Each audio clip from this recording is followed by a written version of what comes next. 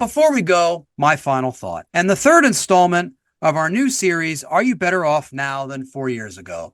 Spoiler alert, the answer to these is always going to be yes. What was happening 4 years ago today, the day this episode is scheduled to drop, April 11th? According to numbers provided by Johns Hopkins, the virus had infected 1.7 million people and killed more than 107,000 people worldwide. The United States had logged 500,000 cases and had the highest COVID-19 death toll of any other country in the world. New York State itself had more cases than any other country, per official figures.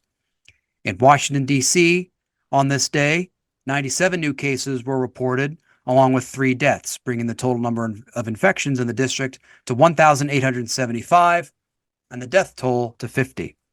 Remember, this was after then President Trump had said the number of cases would go from 15 to 0. Meanwhile, Dr. Anthony Fauci announced that antibody tests, which would show who already had the coronavirus, would be available soon. In Canada 4 years ago today, the Parliament was in emergency talks to pass a measure making sure businesses got paid for keeping their employees on staff during a time when high unemployment would be a given. Meanwhile, the price of fuel was slowly starting to rebound after a record crash in the price, which occurred in March of 2020, according to the website gasbuddy.com.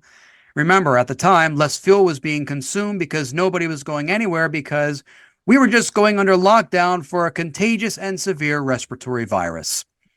In short, are we better off today than we were 4 years ago?